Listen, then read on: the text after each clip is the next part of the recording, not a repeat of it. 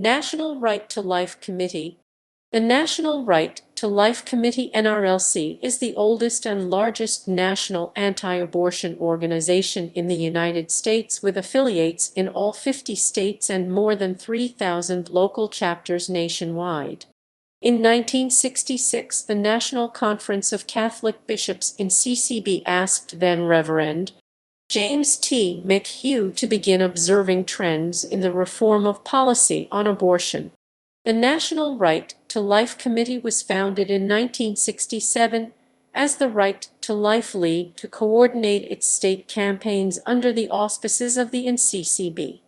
To appeal to a more broad-based, non-sectarian movement, crucial Minnesotan leaders proposed an organizational constitution that would separate the NRLC from the direct supervision of the NCCB, and by early 1973 NRLC Director then-Reverend James T. McHugh and his executive assistant, Michael Taylor, proposed a different plan to move the NRLC toward independence from the Catholic Church.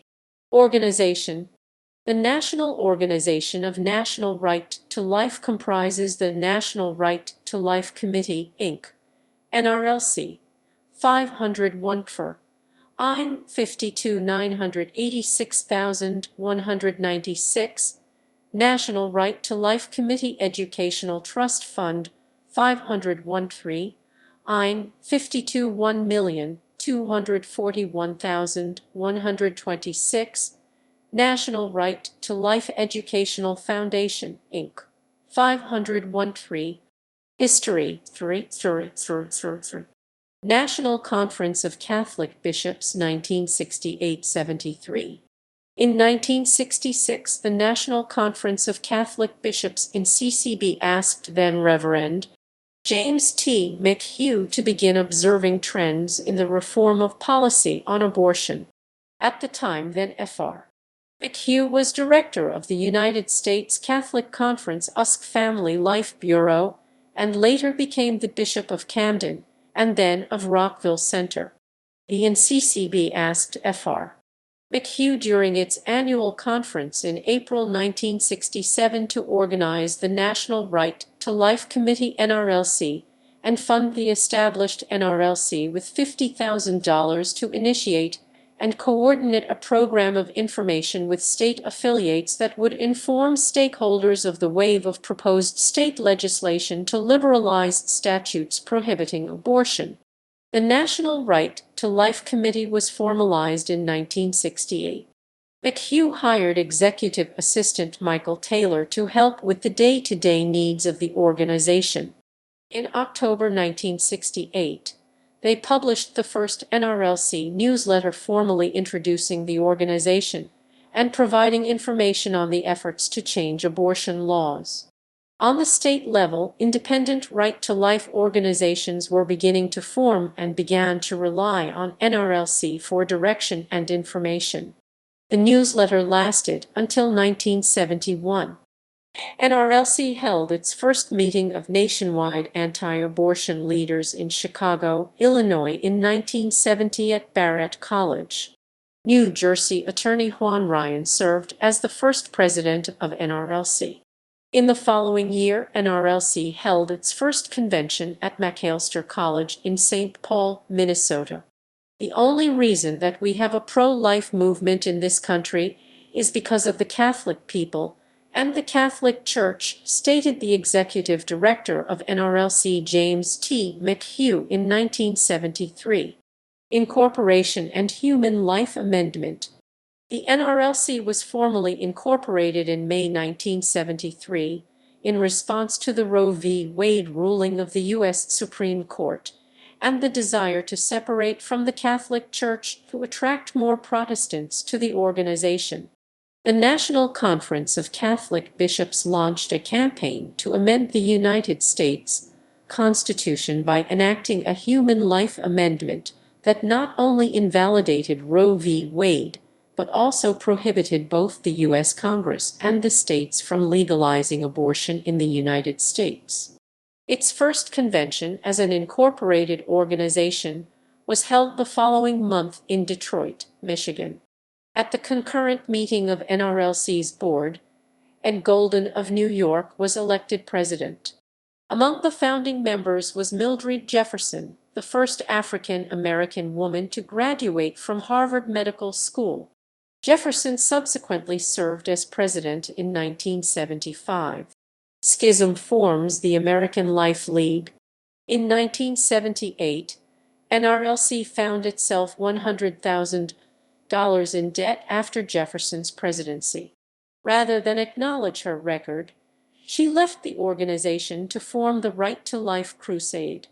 On April 1, 1979, the American Life League All was founded by Judy Brown, former public relations director of NRLC, and 9 others after a schism within the NRLC. Within less than a year of its foundation, All had 68,000 members and received assistance from Howard Phillips, publicity from Paul Weyrich, a co-founder of Heritage Foundation, and the benefits of extensive lists of membership provided by the direct mail specialist Richard Viguerie. Media publicity.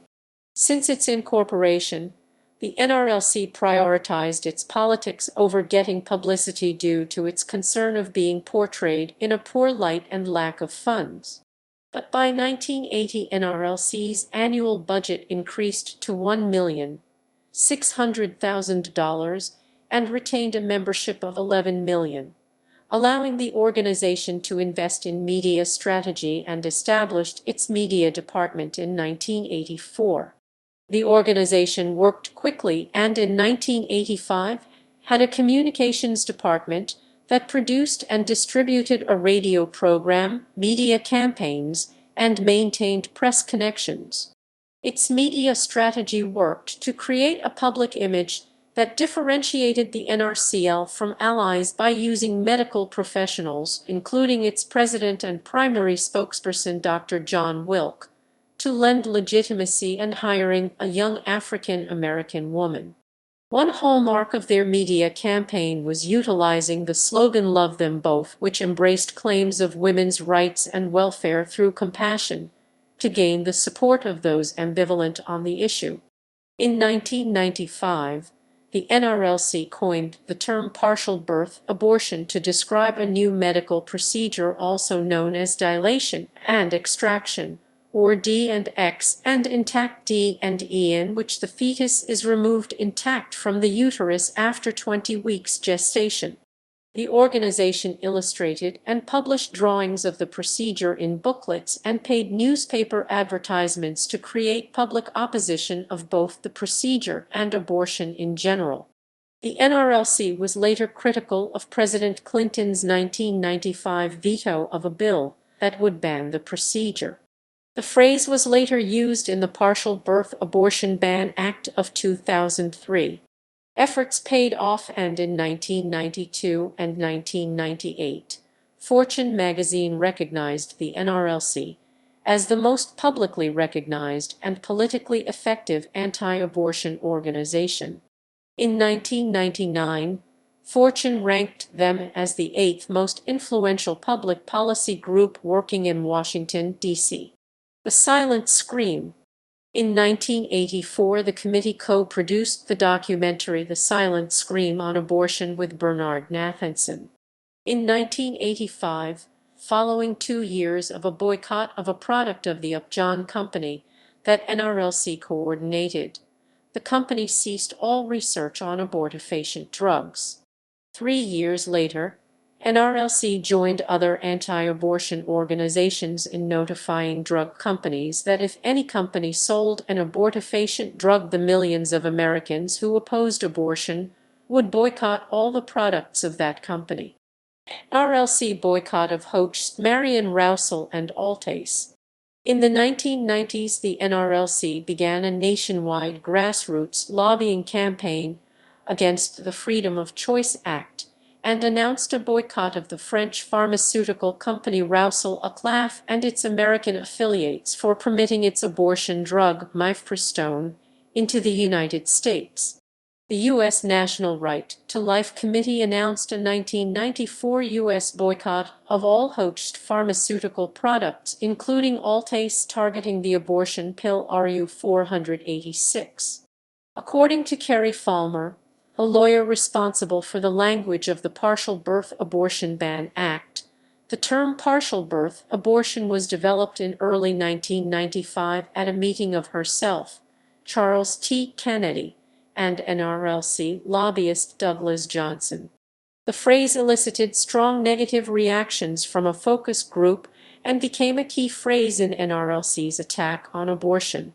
Campaign financing. In 1978, James Bopp was hired to serve as legal counsel, and the NRLC began to have more involvement in elections to further influence state and federal legislation to advance their anti-abortion position. In 1980, the National Right to Life Political Action Committee (NRLPAC) was founded to support anti-abortion and almost exclusively Republican candidates. Also that year, Bopp led a walkout of conservative delegates from a White House conference on families and defended the NLRC's 1980 presidential election voter guides from legal challenges of improper electioneering by a nonprofit. By the 1990s, the NLRC became a major player in campaign financing through its $2 million campaign contributions in the 1996 presidential election. In 1999, the NLRC aggressively lobbied against the 1999 Shays-Meehan bill, which later became the Bipartisan Campaign Reform Act of 2002 (BCRA), because it would reclassify many of its and other nonpartisan groups' ads as campaign contributions. A bipartisan group of legislators, including John McCain, Ronnie Shows, and Zach Wemp, criticized the organization for getting involved in issues that did not affect the unborn. Legislative Director Douglas Johnson defended the NRLC's involvement in campaign financing, saying that the bill would cripple the pro-life movement. In 2003, Bopp filed a lawsuit on behalf of the NLRC against the Federal Election Commission about whether BCRA violates the First Amendment in its prohibition of the use of soft money in campaign financing. On May 1, 2003, the District Court issued judgment on the case, and the NLRC appeals to the Supreme Court. Later that year, the case was consolidated along with 11 other lawsuits into McConnell v. Feck. In the ruling, the Supreme Court upheld the control of soft money and the regulation of electioneering communications in BCRA. The death of Justice William Rehnquist and retirement of Justice Sandra Day O'Connor changed the Supreme Court, a conservative majority, and in 2007 NLRC's affiliate Wisconsin Right to Life brought a case against the FEC, again challenging BCRA provisions. In Feck v. Wisconsin Right to Life, Inc., the justices held that issue ads may not be banned from the months preceding a primary or general election. Affiliates. NLRC has affiliates in all 50 states and over 3,000 local chapters. Its Virginia affiliate, the Virginia Society for Human Life, was founded in 1967 as the first state right to life organization. Other early affiliates include Georgia Right to Life. Past presidents.